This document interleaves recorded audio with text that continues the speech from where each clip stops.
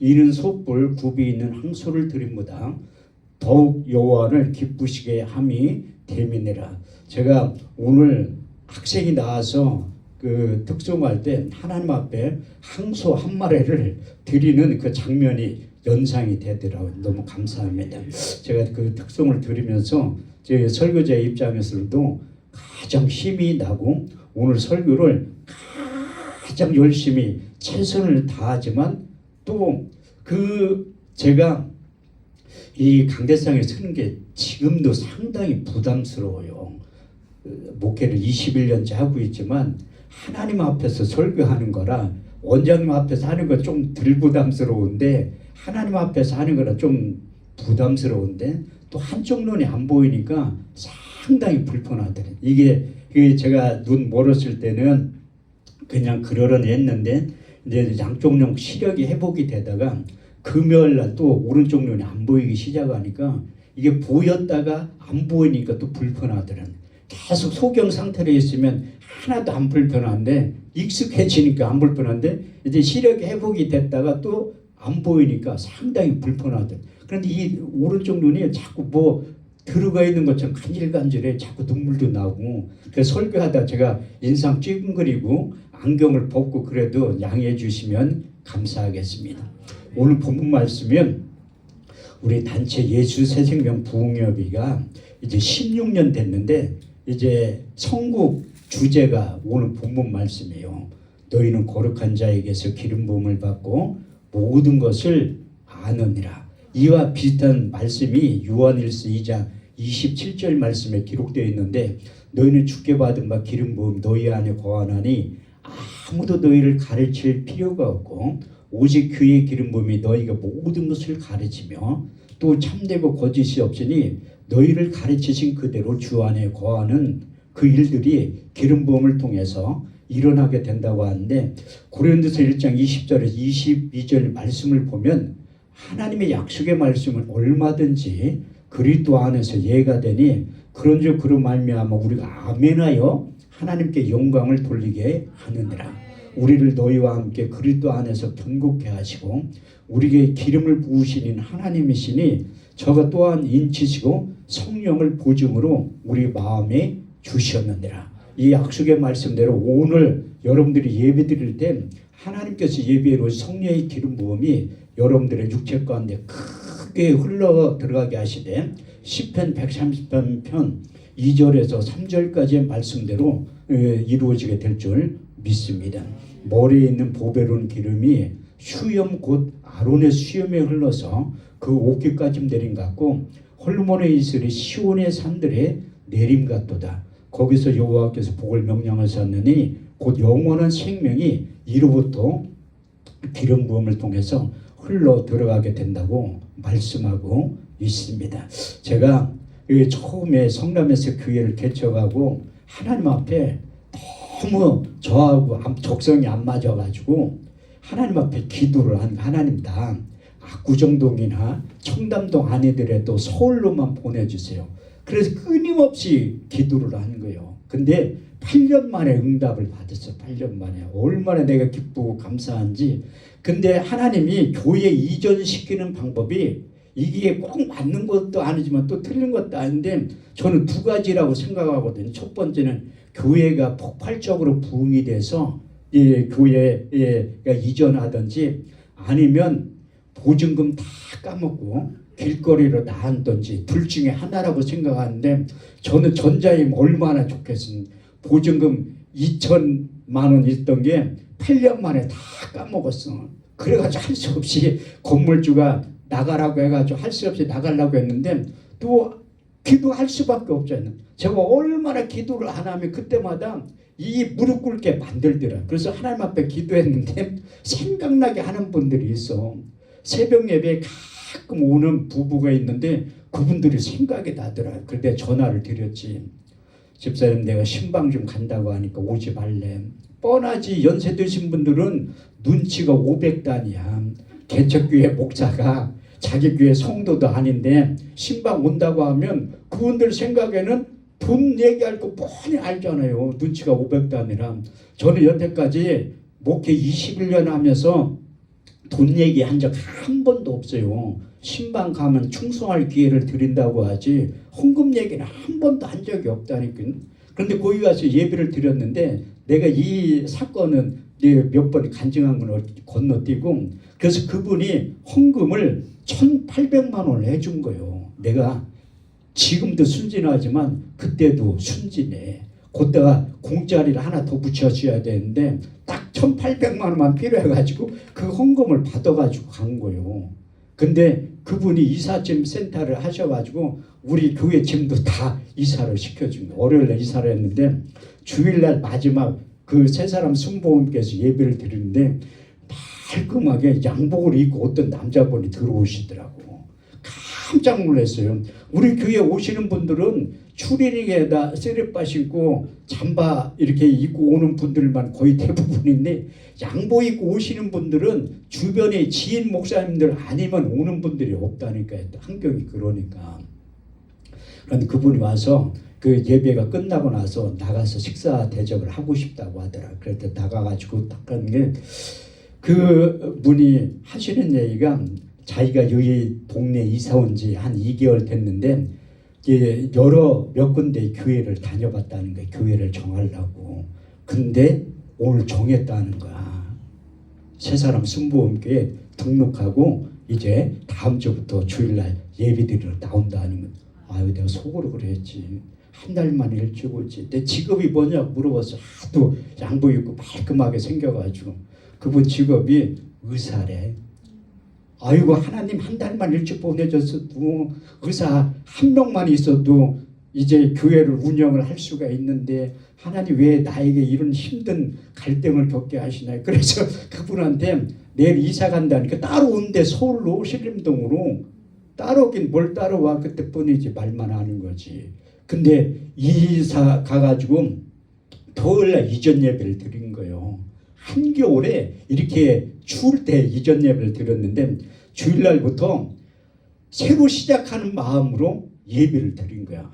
그래서 주변에 있는 목사님들 40분을 초청을 해가지고 매일 저녁에 부흥회를 한 거예요. 개척교회가 살아남는 방법은 매일 기도하고 예배 드리는 것 외에는 없겠더라고. 그래서 40명의 강사를 초청을 해가지고 매일 저녁에 부흥회를 했는데 40일이 지나니까 이제 강사를 줄 돈도 없어. 그래가지고 우리나라에서 설교를 좀 하고 강사비 안 받고 자비량을 할 수 있는 그 강사를 섭외를 하는 거예요. 그분이 누구냐면 한금천 목사라고 전혀 강사비 필요 없는 사람 불러가지고 우리 집사람 막 혼자 앉혀놓고 주일날 저녁부터 토요일날까지 예배를 드린 거야. 내가 살기 위해서는 기도 외에는 없잖아.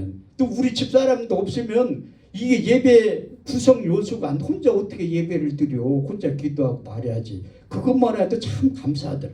그래서 매일 저녁에 예배를 드리는데 6개월 만에 누가 문을 확 열더라고. 문을 확 연 다음에 야, 무슨 새끼 욕을 해 나한테. 누구냐고 내가 물어보니까 3층 사는 사람이래. 그 3층에 일반 가정집이 있는데 매일 저녁에 왜 이렇게 시끄럽게 하니. 그분이 이제 맨정신에는 욕을 못하고 문을 못 열어봤는데 술 챙기며 올라가다 문 열어가지고 나한테 욕을 한 거예요. 그래서 난 욕을 먹어도 내성이 쌓여 있잖아. 성남에서 목회할 때 얼마나 욕을 바가지로 먹고 살았는데. 그래도 나는 오래 우리 집안 유전적인 내력이 60대면 다 죽거든요. 엄마도 60에, 아버지도 60에, 삼촌 고모도 60에, 심지어 큰형도 60에 죽었어요. 그런데 저 한 사람 목사 돼가지고 우리 형제들이 하나님의 은혜로 그 저주받은 가문에서 벗어나가지고 큰 누나가 70이 다 됐다니까요. 그런데 그분들한테 내가 얘기를 해도 안 믿어. 현대의학에 약 먹고 수술해가지고 오래 사는 거지. 그거 아니라니까. 수화는 하나님이 정해놓는 거예요.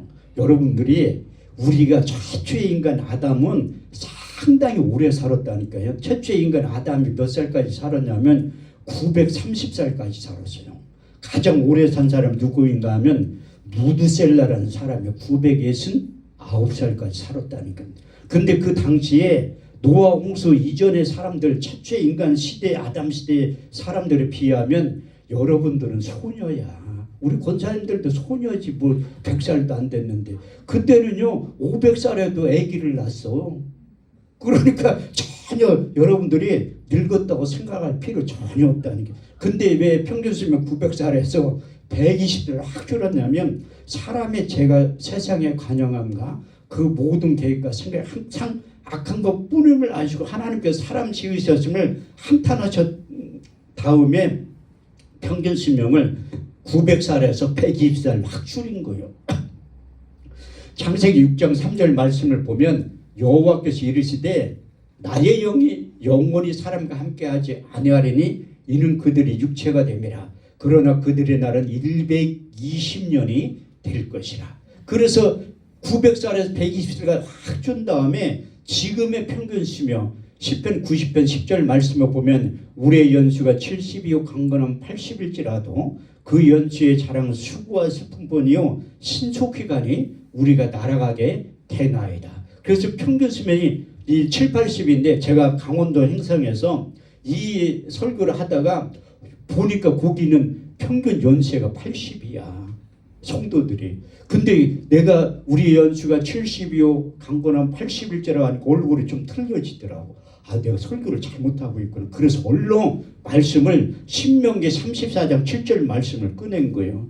모세의 죽을 때나 120세나 그늘이 흐리지 아니하였고 기록이 쇠하지 아니하였도다. 그래서 여기 계신 분들은 하나님이 건강의 복 장수의 복을 주시면 120세까지 산다. 그러니까 얼굴 인상이 찌그러졌던 게 이제 펴지기 시작하더라. 그래서 하나님이 정해놓은 그 출애굽기 23장 25절 26절 말씀을 보면 너희는 너희 하나님 여호와를 섬겨라. 그럼 내 양식과 물에 복을 내리고 너희 중에 병을 제하리니 내 나라에 낙태하는 자가 없고 잉태치 못하는 자가 없을 것이라. 내가 너희 날수를 채우리라. 그래서 하나님 정해놓은 그 연대가 이제 날수라고 표현하고 있고 사무엘하 7장 12절 말씀에 보면 내 수완이 차서 내 열주에로 돌아간다고 표현하고 있습니다. 그래서 구약적인 표현은 수완이라고 얘기하기도 하고 너희 날수라고도 표현하는데 이제 신약으로 넘어오면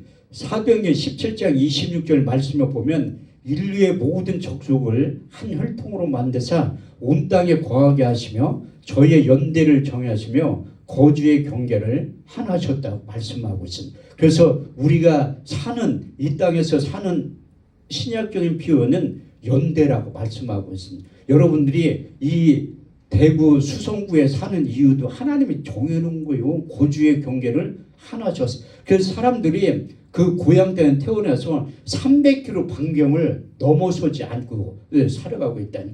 저도 대전이 고향인데 서울 200km밖에 안 돼요. 거기에서 평생을 사는 거야.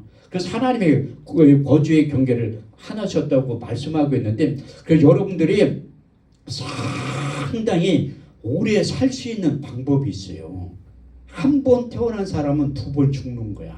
우리 육신적인 죽음 누구든지 죽는다니까. 제가 여기에서 저도 기도원을 하니까 이게 전화가 와가지고 거기 기도원이죠? 예. 그러면 아이고 예언기도 하나요? 물어봐요. 그러다 못한다고 하면 아이 기도원 원장님 왜 예언기도를 왜 못하냐? 아이 못해요. 나는 못한다고.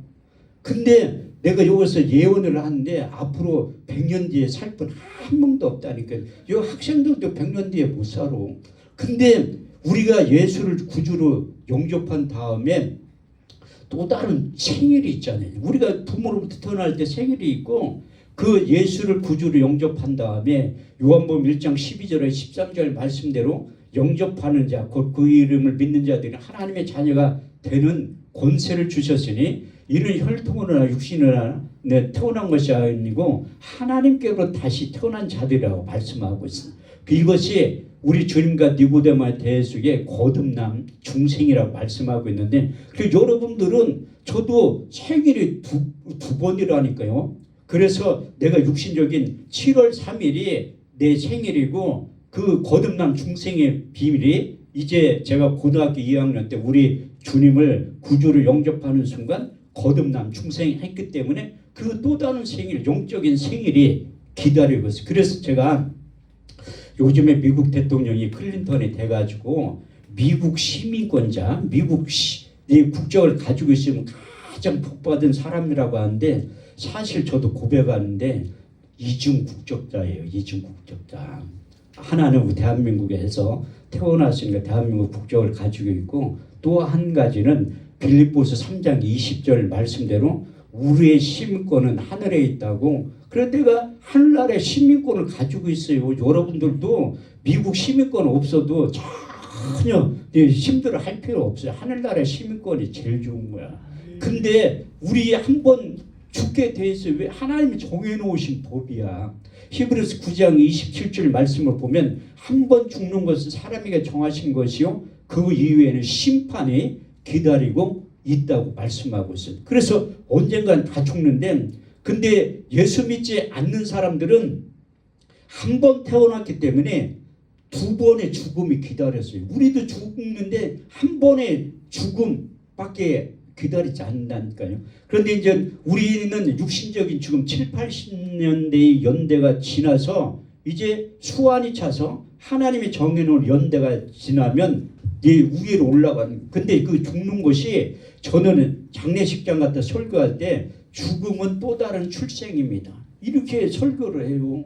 그 시편 116편 15절 말씀을 보면 성도의 죽음을 하나님이 기이 여기신다고 말씀하고 있습니다. 그 예수 믿지 않는 사람들의 죽음하고 성도의 죽음은 하나님을 보는 관점이 근본적으로 틀리는 거예요. 그래서 우리가 죽으면 하나님이 예비해 놓으신 천국에 가는 거고 예수 안 믿는 사람들은 요한계시록 21장 8절 말씀대로 불과 유황에 타는 못에 참여하느니 이것이 둘째 사망이 기다리고 있다고 말씀하고 있습니다. 우리가 예수 믿고 신앙생활을 하는 것은 궁극적으로 둘 중에 하나요.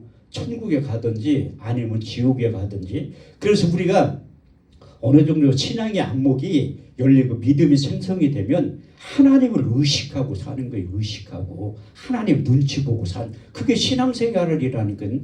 근데 우리가 내 돌아갈 본향이 있기 때문에 이 땅이 끝난다고 생각하면 우리 마음대로 살지 내 소견이 옳은 대로 살면 간단한 건데 그게 아니잖아요. 우리가 예배에 집중하는 것도 하나님의 말씀을 통해서 하나님 나라가 임하고 있구나. 제가 그 설교하기 전에도 기도할 때 이 세상과 하나님 나라를 앞당겨서 이 세상과 하나님 나라를 동시에 살아갈 수 있는 능력이 성령의 기름 부음이 임하면 저절로 깨닫게 되는 거예요. 그래서 제가 서울로 이전을 해서 예배를 드리니까 6개월 만에 한 사람 왔는데 계속 쉬지 않고 예배를 드리니까 한 사람이 또 온 거예요. 딱 들어오면서 이 목사님 왜 교회에 십자가가 없네. 내가 그분 불러가지고 얘기했지. 살짝 귀에 대고 얘기했지. 돈이 없어서 못 따랐어요. 그분이 해줬다니까. 돈이 없어서 이실직고를 해야지. 또 어떤 분이 한참 있다 오더니 교회에 왜 간판이 없네. 내가 그분 불러서 또 얘기했어요. 돈이 없어서 못 따랐다고. 그랬더니 그분들이 다 해주더라고. 왜? 우리 교회 성도가 없으니까 그래 예배 드리니까 하나님 나를 불쌍해가지고 사람들을 보내기 시작. 근데 제가 이론적으로는 조금 알아도 이 경험과 체험이 하나도 없잖아요. 아무것도 영적인 세계에서 모르니까 하나님이 나를 직접 가르치기 시작한 어느 날 아침 먹고 나서 이렇게 기도하고 묵상하는데 볼펜을 딱 들게 하더니 이 성경 말씀 막 쓰게 하더라는. 그게 오늘 이 본문 말씀이에요. 기름 부음에 대해서 설교를 5시간짜리를 했는데 제가 16년째 이 사역을 하는 거라니까요. 근데 이 사역이 한 번 들어서는 잘 몰라. 그래서 계속 하는 거. 저도 16년째 이 설교를 하고 있지만 잘 모른다니까요. 그리고 이게 성경 말씀은 시편 119편 130절 말씀대로 주의 말씀을 열무로 우둔한 자의 빛이사 그 말씀을 깨닫게 하지 않으면 모르는 거예요. 그래서 성령의 기름 부음이 임해서 충만하면 성경의 저자인 성령 하나님께서 저의 마음의 눈을 밝혀서 성경을 깨닫게 해주셔야지만 우리가 알 수 있는 거예요. 그래서 여러분들이 똑같이 여기 원장님 설교를 들어도 작년에 듣는 그 말씀하고 올해 듣는 말씀하고 내년에 듣는 말씀하고 틀리는 이유가 무엇인가 하면 성경은 문자가 아니라 생명이에요. 생명. 요한복음 6장 63절 말씀을 보면 이제 무엇이 기록되어 있는가 살리는 것은 영이니 육은 무익함이라. 내가 이른 말이 영이요 생명이라. 68절 보면 우리 주님께서 제자들에게 너희가 떠나갈 거냐 물어보니까 제자들 하는 얘기가 영생의 말씀이 주께 있사오니 우리가 어디로 가나이까. 그래서 여러분들이 주변에 이제 좋은 기도원, 좋은 목사님 계신 거 참 축복이에요. 그래서 여러분들 잘 섬겨야 될 줄 믿습니다.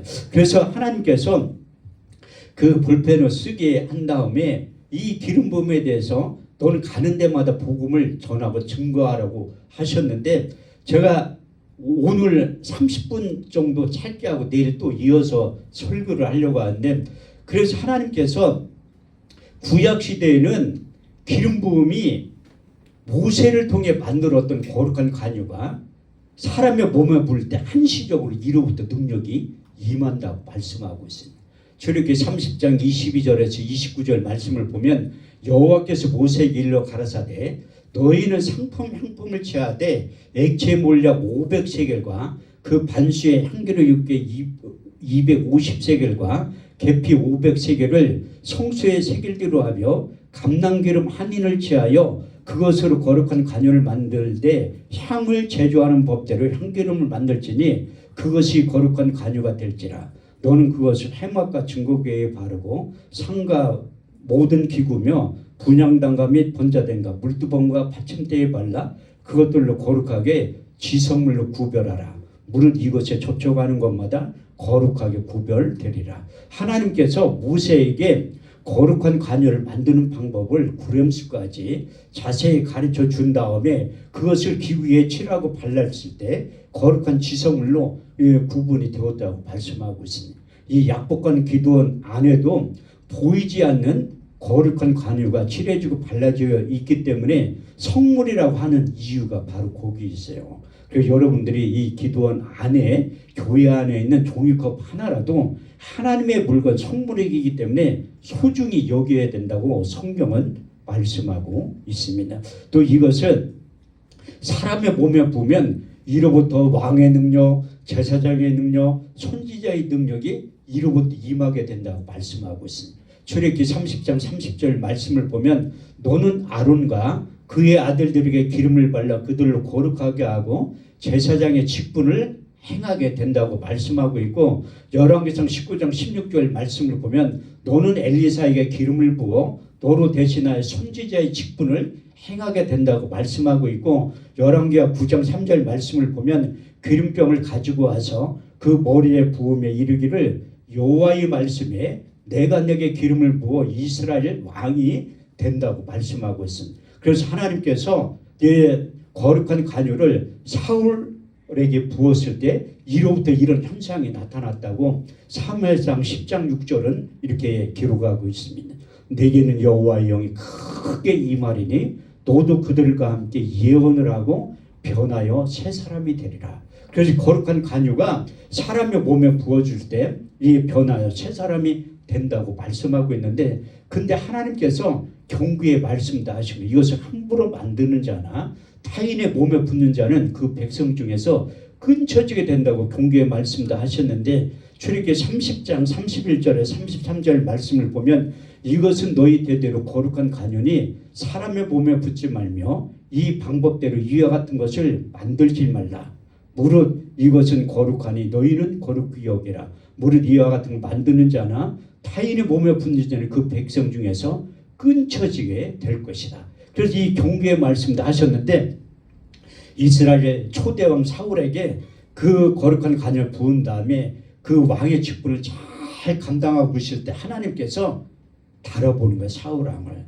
이제 그 홍해를 건너서 지나올 때 아말렉이 이스라엘 백성들을 힘들게 해가지고 이제 너는 가서 아말렉과 전투를 할 때 그 태초생 어린 짐승부터 다 잔멸시키라고 했거든요. 심지어 사람도 어린 아이까지 다 죽이라고 했는데 이제 아각 왕은 그것을 하나님이 안 보는 줄 알고 양과 소 특히 그 아말렉 왕까지 생포해서 데려온 거예요. 하나님 모를 거 다 본다니까.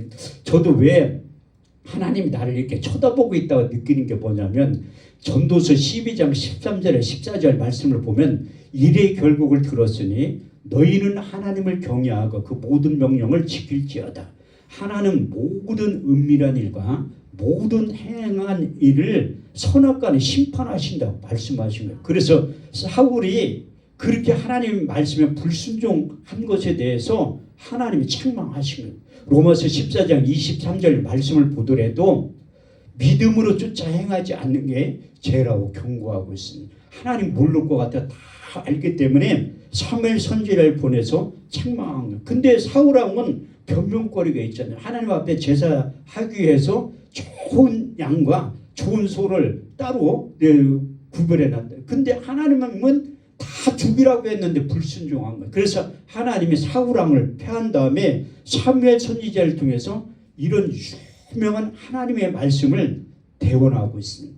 사무엘상 15장 22절 순종이 제사보다 낫고 듣는 것이 수양의 기름보다 나으니라. 할렐루야. 이렇듯이 우리가 하나님의 일을 감당할 때 우리의 이성과 상식으로 맞지 않는다 할지라도 이게 하나님의 약속의 명령이라면 믿음으로 순종하는 것이 하나님의 일이라는 것을 여러분들이 명심해야 될 것입니다. 그래서 하나님께서 사울을 패하신 다음에 하나님이 예비해 놓으신 다윗에게 이제 이세대 아들들 가운데 모세를 통해 만들었던 거룩한 가녀를 가지고 가서 내가 지시한 이에게 기름을 부으라고 말씀하셨습니다. 근데 사무엘상 16장 5절에서 6절 말씀을 보면 그들이 오매 엘리압을 보고 그 마음에 이르기를 여호와의 기름 부으실 자가 과연 이 앞에 있도다. 엘리압이 얼마나 잘생겼으면 사무엘 선지자가 하나님의 영으로 충만했던 사람인데 착각하게 만든 거예요. 오늘 찬양 인도했던 분처럼 이제 아주 용모가 준수했었는 거예요. 엘리압이 그렇게 착각하게 만든. 그때 하나님이 경고의 말씀도 하신 거예요. 그 용모와 신장을 보지 말라. 내가 이미 그를 보려노라. 사람은 외모를 보거니와 나 여호와는 중심을 보느니라. 할렐루야. 이렇듯이 하나님의 보는 선명한 기준이 사람의 보는 기준과 다르다는 거예요. 그래서 저 같은 사람도 쓰임받는 게 이유가 뭐냐면 아니 사람의 기준을 보면 제가 키가 180 조금 안 되거든요. 그래서 제가 어렸을 때는 그렇게 적은 키가 아니었어요. 중학교 때까지 1cm도 안 커서 그렇지. 중학교 2학년 때부터. 근데 우리 엄마는 제가 그렇게 잘생겼다고 하더라고요. 근데 우리 아내하고 딸은 나는 그렇게 잘생겼다는 한마디도 안. 그 고슴도치도 자기 새끼가 이쁘다고 우리 엄마만 나를 잘생겼다. 그렇게 인물 기준으로 하면 난 쓰임받으려고 하면 한 300년은 걸려요. 그런데 하나님의 보는 기준은 외모로 평가하는 게 아니잖아. 3년 16장이 기록돼 나의 보는 것은 사람의 보는 것 같지 아니하리니 사람은 외모를 보거니와 나 여호와는 그 마음의 중심을 보신다. 그래서 사무엘 선지자가 책망의 소리를 하나님께 들으면 빨리 회개하고 돌아오야 돼. 여러분들도 하나님의 책망의 소리가 들리면 사무엘 선지자처럼 빨리 회개하고 돌아오야 돼. 그래서 하나님의 소리를 경청하는 거예요. 엘리압이 지나갈 때 하나님 책망, 두 번째 아비나답, 세 번째 산마가 지나가는데 하나님의 음성이 들리질 않아. 네 번째, 다섯 번째, 여섯 번째, 일곱 번째 아들이 지나가는데도 하나님의 음성이 들리지 않아. 하나님은 책망할 때 반드시 내가 지시하는 이에게 기름을 부으라고 했는데 그래서 이새에게 물어본 내 아들 전부냐고 하니까 내가 여덟 번째 아들 다윗이 있는데 들에 나가서 양을 치고 있다고 하는 거예요. 아니 그 세계적인 선지자가 신방을 왔는데 다윗은 아들로도 생각하지 않으니까 평소에 하던 대로 들여나가서 양을 치게 만든 거예요. 아니 우리 집에 박진현 원장님이 신방을 오면 우리 딸 출근 못하게 하지 기도받게 하려고. 아니 세계적인 주의 종이 이렇게 오는데 근데 그 이세도 이 착각 속에 살아가는 거예요. 저 같으면 아이고 뭐 데리고 오지. 그 선지자가 왔는데. 근데 사람을 시켜서 데려오지 않으면 내가 식사 자리에 앉지 않는다고 하니까 사람을 시켜서 다윗을 데려오는 순간 이로부터 하나님의 음성이 들린 거예요. 사무엘상 16장 11절 12절 이가 그네 일어나 기름을 부어라. 사무엘이 기름불을 저하여 그의 형제 중에서 그에게 기름을 부었더니 이날 이후로 여호와의 신에게 크게 감동되더라. 그 첫 번째 기름 부음이 임했을 때 여호와의 신에게 크게 감동되었다고 말씀하고 있습니다. 그 여호와의 신이 무엇인가 하면 이사야 11장 2절 말씀을 보면 주 여호와의 신 곧 지혜와 총명의 신이요 모략과 재능의 신이요 지식과 여호와를 경외하는 신이 각 사람에게 임하게 된다고 말씀하고 있습니다. 근데 다윗에게 첫 번째 기름 부음이 임한 이후에 삶이 금방 바뀔 것 같지만 시간이 좀 필요했다. 그로부터 시간이 지난 다음에 사무엘하 2장 4절 말씀에 보면 유대 사람들이 와서 다윗에게 두 번째 기름을 부어 유다 성읍의 왕이 되었다고 말씀하고 있어요.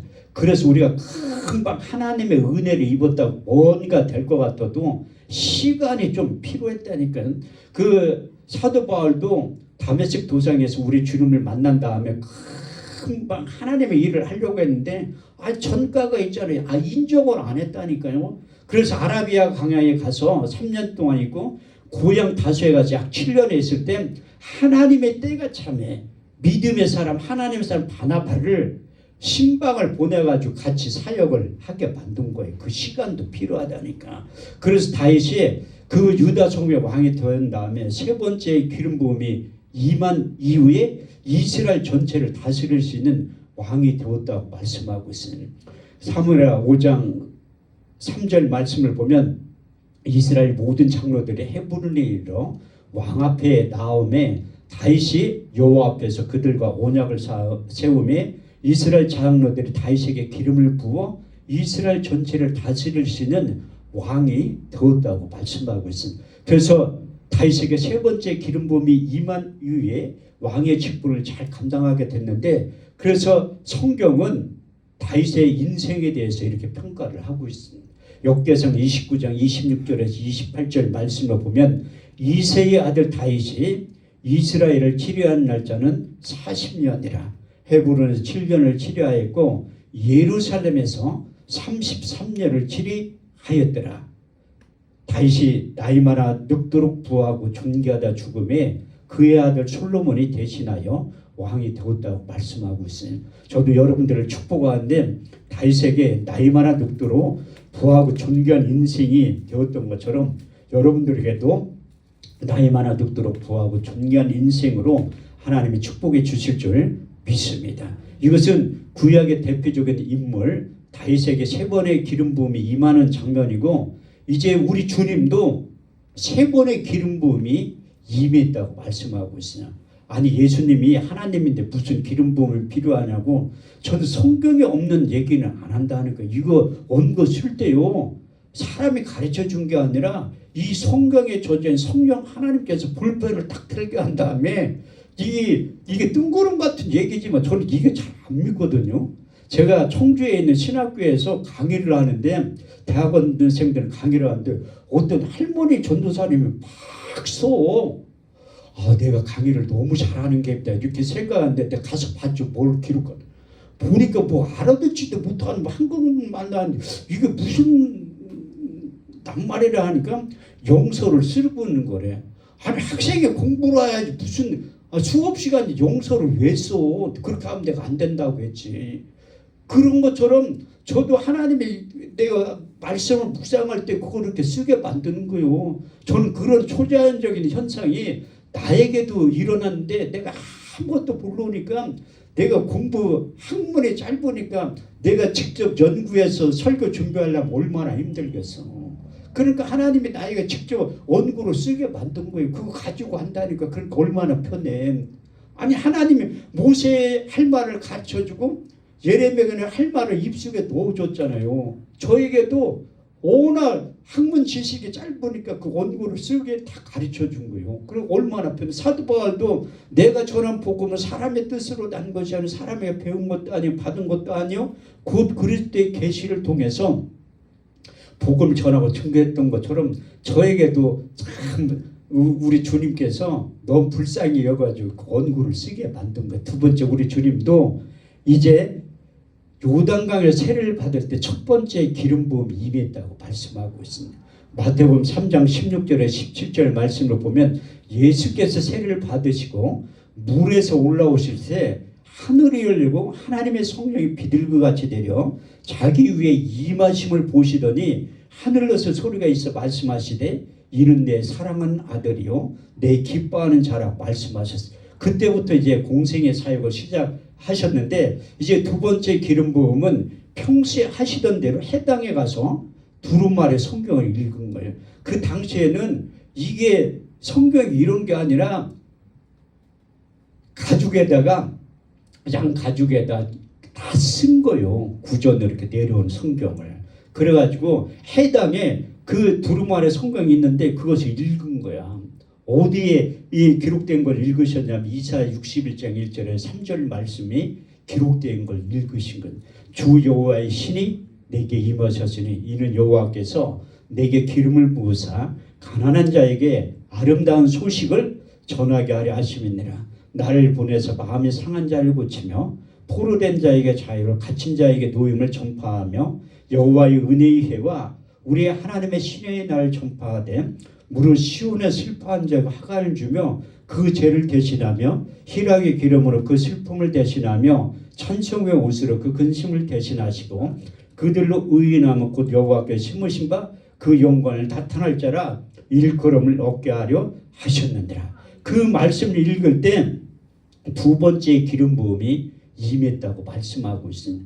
누가복음 4장 18절에 19절 말씀을 보면 주의 성령이 내게 임하셨으니 이는 가난한 자들에게 복음을 전하게 하시려고 내게 기름을 부으시고 나를 보내사 포로된 자에게 자유를 눌린 자를 자유케 하며 주의 은혜의 해를 전파하게 하려 하셨느니라. 세 번째 기름 부음은 제자들이 이렇게 따로 다니면서 그 기록한 거에 봤잖아. 세 번째 기름 부음이 임하는 장면에 대해서 사도행전 10장 38절 말씀을 보면 하나님이 나사렛 예수에게 성령과 능력으로 기름 부으심에 저가 두루 다니시며 착한 일을 행하시며 마귀에게 눌린 자를 고치셨으니 이는 하나님께서 함께 하셨습니다. 그래서 우리 주님에게도 세 번의 기름 부음이 임한 다음에 사역 가운데 가르치고 고치시고 전파하셨던 3대 사역을 감당하셨다고 말씀하고 있습니다.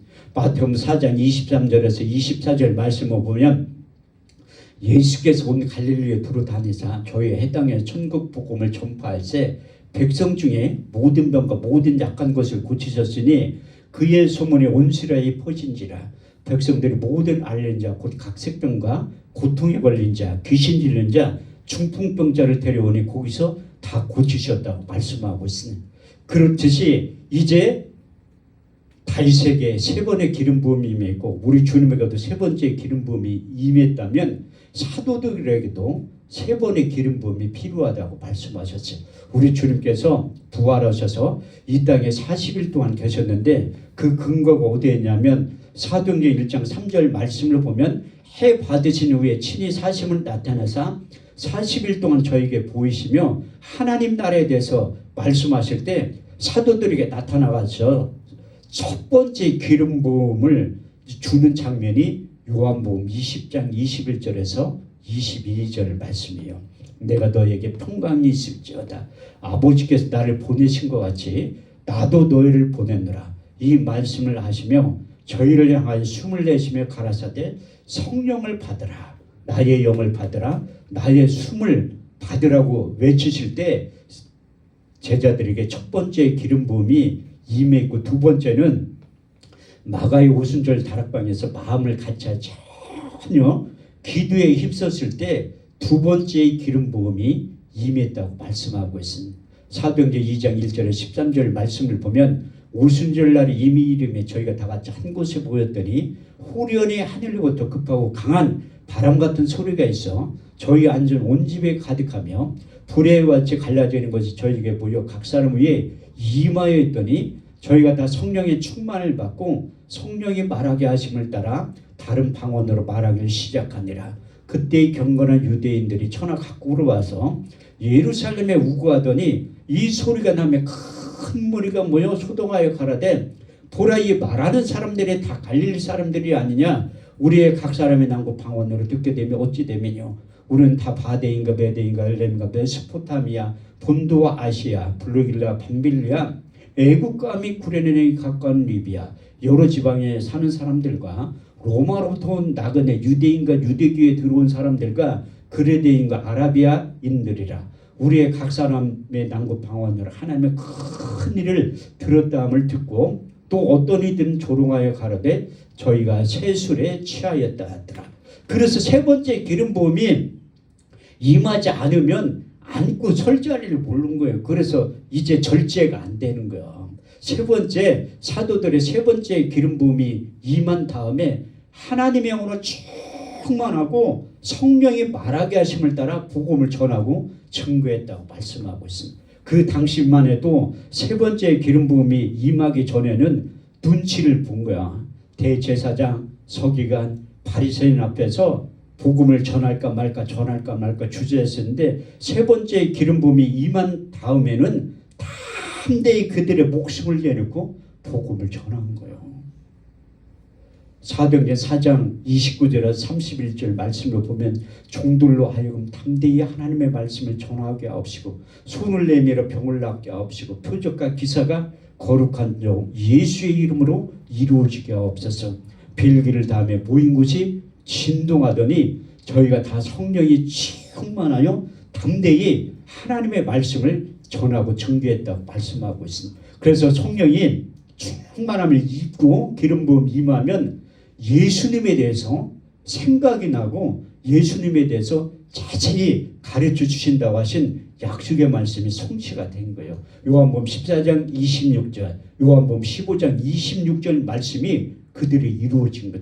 보혜사 곧 아버지께로부터 너에게 보내실 성령, 그가 너희가 모든 것을 가르치시고 내가 말한 모든 것을 생각나게 하실 것이라. 아버지께로 나오시는 진리의 성령이 오실 때에 그가 나를 증거하실 것이요. 그래서 사도들이 내가 보고 들은 예수를 전하지 않고서는 견딜 수 없는 뜨거운 마음을 주셨다고 말씀하고 있습니다. 지금도 21세기를 살아가는 우리들에게 모세를 통해 만들었던 보이지 않는 거룩한 관유가 우리 육체 가운데 부어주시는 이유가 무엇인가 하면 예수 증인되게 하려고 기름 부음이 지금도 하나님의 일을 감당하기 위해서 부어준다고 말씀하고 있습니다. 왜냐하면 사도행전 1장에서 1장 1절 8절 말씀을 보면 데오빌리어 내가 전에 쓴 글에는 예수께서 행하시며 가르치기 시작하신부터 택하신 사도들에게 성령으로 명하시며 승천하신 일까지를 기록하였느냐. 해 받으신 후에 친히 자심을 나타나사 40일 동안 저에게 보이시며 하나님 나라에 대해서 말씀하셨느니라. 사도와 같이 보이사 저에게 분부하여 가라사대 예루살렘을 떠나지 말고 내게 들은 바 아버지의 약속하신 것을 기다려라. 요한은 물로 세례를 베풀었으나 너희는 몇 날이 곧되어 성령으로 세례를 받게 될 것이라. 저희가 모였을 때 예수께 여쭤 가로되 주께서 이스라엘 나라를 회복하심이 이때니까 하니 예수께서 가라사대 때와 기한은 아버지의 자기의 권한에 두었으니 너희의 알 바 아니요 오직 성령이 너희에게 임하시면 너희가 권능을 받고 예루살렘과 온 유대와 사마리아와 땅끝까지 이르러 내 증인이 될 것이라. 그래서 예수님에 대해서 증인의 역할을 온전히 감당하고 하나님의 약속의 말씀이 내일처럼 믿어지기 시작한 거예요. 그래서 우리 주님께서 40일 동안 부활의 몸과 육신의 몸을 가지고 있을 때 제자들에게 나타나서 이 당부의 말씀을 하셨어요. 세 번에 걸쳐서. 첫 번째가 마태복음 28장 18절에서 20절. 예수께서 나와 일러 가라사대 하늘과 땅의 모든 권세를 너에게 주었으니 그러므로 너희는 가서 모든 족속으로 제자를 삼아 아버지와 아들과 성령의 이름으로 세를 주고 내가 너희에게 분부한 모든 것을 가르쳐 지키게 하라. 볼지어다 세상 끝날까지 내가 너희와 항상 함께 있느니라. 두 번째 마가복음 16장 15절 20절. 너희는 온 천하에 다니며 만민에게 복음을 전파하라. 믿고 세를 받는 사람은 구원을 얻을 것이요 믿지 않는 사람은 정죄를 받으리라. 믿는 자들에게는 이런 표적이 따르리니 저희가 내 이름으로 귀신을 쫓아내며 새 방언을 말하며 뱀을 집으며 무슨 독을 마실지라 해를 받지 아니하며 병든 사람의 손을 언젠즉 나으리라. 제자들이 두루나가 전파할세 주께서 함께 역사하사 그 따르는 표적으로 확실히 하나님의 말씀을 전하고 증거했다고 말씀하고 있어요. 세 번째 누가복음 24장 44절에 47절 말씀을 보면 또 이르시되 내가 너희에게 함께 있을 때 너에게 말한 바 곧 모세의 율법과 선지자의 글과 시편에 나에 대해서 기록된 일들이 이루어져야 한 말이 이것이라 하시고 저의 마음의 눈을 열어 성경을 깨닫게 하시고 또 이르시되 그리스도가 고난을 받고 제 사흘 만에 죽은 자 가운데서 다시 살아날 것과 그의 이름으로 제사하는 회개가 예루살렘으로부터 모든 민족에게 증거될 일이 기록되었으니 너희는 이 모든 일의 증인이라고 말씀하신 다음에 그래서 지금도 우리에게 성령과 능력으로 기름 부어 주셔서 초대교회의 삶을 영위하게 만드는 거예요. 우리가 기름 부음이 임하면 사도행전 2장 42절에 47절 말씀대로 믿음의 공동체에 우리 초대교회 믿음의 선진들이 했던 신앙생활을 본받고 그대로 하게 될 수 있는 힘이 이로부터 공급이 된다고 말씀하고 있습니다. 저희가 다 사도들의 가르침을 받아 서로 교제하며 떡을 떼며 기도하기를 전혀 힘쓰느라 사람들마다 두려워하는데 사도들을 인하여 표적과 기사가 많이 나타나니 믿는 사람들이 다 함께 있어 물건을 서로 통용하고 또 재산과 소유를 팔아 각 사람 필요를 따라 나눠주며 성전에 모이기를 힘쓰며 집에서 떡을 떼며 기쁨과 순전한 마음으로 음식을 먹고 하나님을 찬미하고 온 백성의 칭송을 받으니 주께서 날마다 구원받는 백성들을 더하여 주시니라. 할렐루야. 이렇듯이 이제 숫자적인 부흥도 있지만 성령의 기름 부음이 임하면 우리의 심령이 부흥이 된다고 말씀하고 있습니다. 그래서 우리가 이로부터 능력이 입히울 때까지 이 성에 유하라고 우리 주님께서 승천하기 전에 당부했던 그 약속의 말씀이 이루어진 거예요. 저희 사역 가운데도 그 세 번의 기름 부음이 임한 다음에 하나님이 내가 선교에 대해서 전혀 관심이 없으니까 2만 킬로 떨어진 아프리카로 저를 날려 보내더라는. 그래서 하나님이 누군가 선교사를 만나게 한 다음에 그분의 권유를 통해서 아프리카를 3번을 갔다 온 거예요. 그래서 많은 죽을 뻔한 체험도 있었지만 또 영적인 비밀 체험도 많이 했는데 제가 어떻게 처음에 가게 됐냐면 그 선교사님이 독일에서 유학을 하신 거예요. 독일에서 이 박사학위까지 하는 게 쉬운 게 아니에요. 이게 동양 사람들은 이 박사학위 받는 게 쉬운데 근데 얼마나 공부를 잘했으면 학위를 받은 거야. 근데 그 목사님이 하나님의 뜻은 독일에서 사역을 하라고 했는데 그 학위를 힘들게 받았으니까 한국에 와서 목회를 하면 상당히 교회가 부흥이 될 것이다. 이렇게 착각을 한 거지. 저처럼 내 생각은 너의 생각과 다르며 내 길은 너의 길과 달라서 하늘이 땅보다 높은 것이 내 생각은 너의 생각보다 높으니라.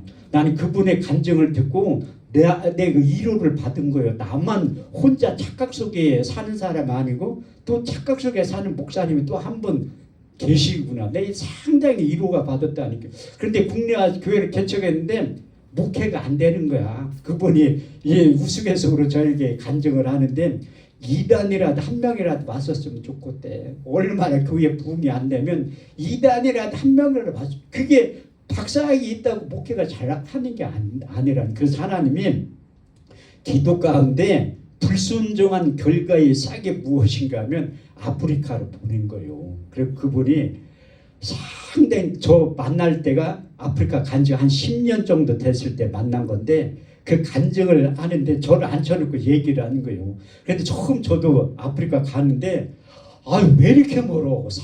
상당히 멀더라. 제가 뭐 가까운데 뭐 일본이나 태국만 갔다 왔지 그렇게 먼 나라를 내가 가볼 일이 뭐가 있어. 비행기 값도 싸게 티켓팅을 해가지고 홍콩에서 대기 시간을 12시간짜리를 끄는 거예요. 돈이 없어가지고. 여기서 홍콩까지 5시간 반 정도 가고 홍콩 거기 공항에서 12시간 대기하고 있는데 아유 왜 이렇게 지루해. 거기에서 딱 비행기를 탔는데 진짜 아프리카 가는 느낌이 나더라고. 홍콩 갈 때는 이 동양 사람들이 많이 타고 있는데 거기에서 홍콩에서 남아프리카 공화국까지 비행기를 딱 탔는데 80%가 흑인이야. 내가 깜짝 놀랐다니까. 아, 비행기를 딱 탔는데 왜 이렇게 냄새가 나? 흑인 특유의 냄새가 있어요. 그런데 내 옆에 앉은 흑인이 나를 이렇게 쳐다보더니 인상을 막 해. 그럼 막 영어로 뭐라고 하는데 내가 느낌이라는 게 있잖아요. 저도 눈치가 한 300단 되니까. 너한테 냄새 난다고 하는 것 같아. 아, 나 샤워하고 갔는데 뭘 냄새. 그런 게 특유의 흑인 냄새가 있다니까요. 근데